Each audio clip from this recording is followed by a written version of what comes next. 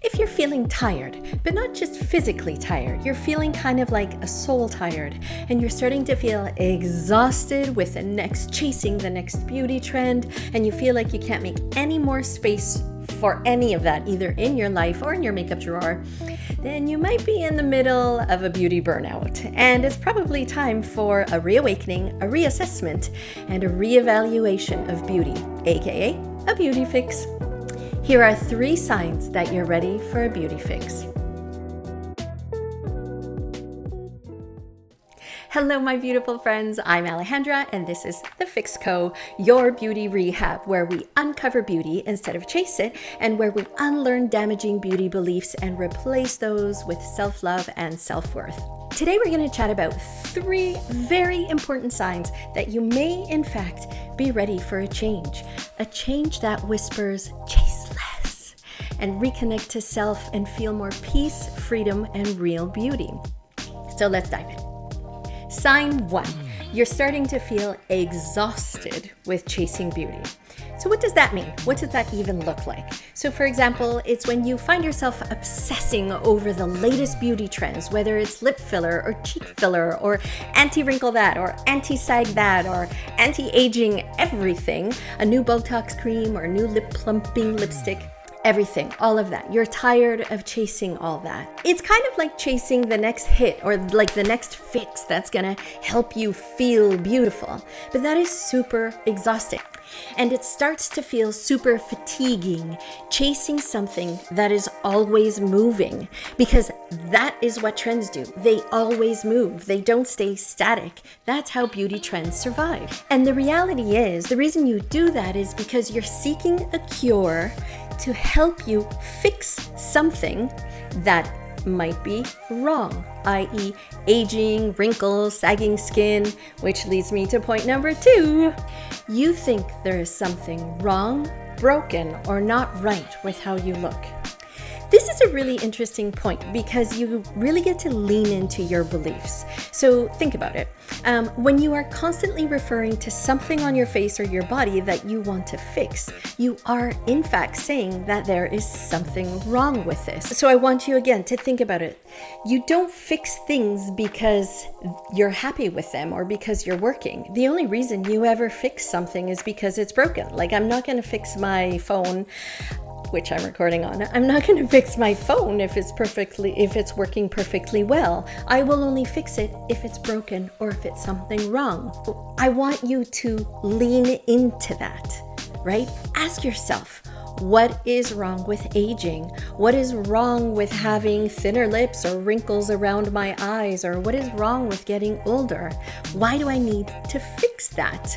And what is wrong with that? I also want you to ask yourself, is that your belief or is that somebody else's belief that you were taught to believe? What if aging isn't a flaw? What if you reframed it and you said, what if wrinkles aren't mistakes but memories? Okay, moving right along. Number 3, you're starting to think that there must be something more than seeking approval or validation through beauty or your body. You're starting to notice that when you see women, and let's be honest here, when you see women that are not as pretty as you, yet they seem so confident and so free, you start to wonder, what are they feeling? Like, why are they so alive? And you secretly want what they have, and you want to feel alive and not be so caught up in the perfection of doing your face and your hair and you're perfectly done up. You're starting to wonder what it must feel like to walk through this world not needing to prove your worth or seek validation through your external self. You're starting to really anchor into the idea that what if there's something more to you than your body, more to you than your beautiful hot bod?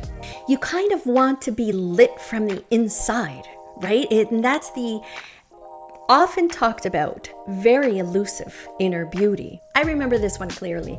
I had spent like an hour and a half or 2 hours getting ready, choosing the perfect dress, doing my hair perfectly, my makeup perfectly, and I was intentionally getting to the club late because I liked to be late because I thought it was so fashionable and I wanted to call all the attention to me.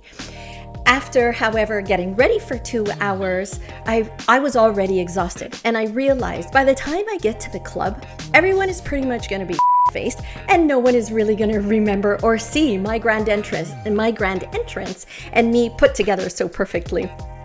So I started to wonder, why does this even matter? Yes, I absolutely believe and I stand firm in that you must take care of your body and your appearance because it is your presentation card. So there is a level of focus that you should put on your exterior. But in order to feel that free, vibrant, peace, beautiful woman in the corner that I kept seeing dancing that was less pretty than me, but she wasn't fidgeting with her hair and her makeup and her outfit. She was just free. In order to get there was something that I was totally missing. I was missing that mark. And that's when I recognized that spark of curiosity.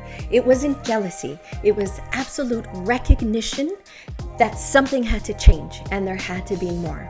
So if this is you, and if you recognize yourself in any one of these signs, the first thing I want you to do is connect with yourself. How do you do that?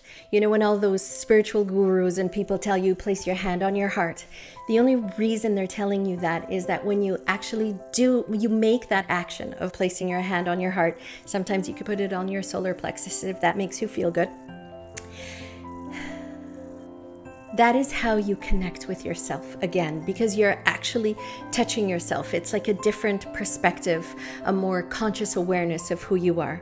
So I want you to place your hand on your heart, and I want you to not shame yourself. Repeat after me. I forgive you. I love you. I am exactly where I am meant to be. My soul is knocking. I want more. And it's time to reconnect. You are not shallow, you are not broken, you are simply waking up. This exhaustion that you felt in sign 1, that is simply wisdom knocking. The urge to fix something in sign 2, that is a longing to reconnect to yourself. And that comparison mode in sign 3, that's curiosity to find something in you. All of them are little breadcrumbs leading you back to yourself. And if you're ready for that, I invite you to download a free guide I put together called The Fix Way, 13 Fixes to Access Beauty Inside and Out. The link is in the description.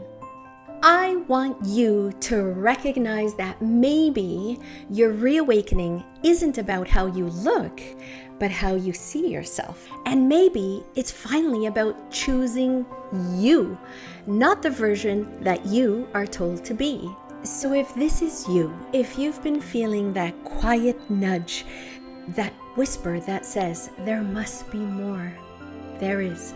And it's not out there, but it's in here.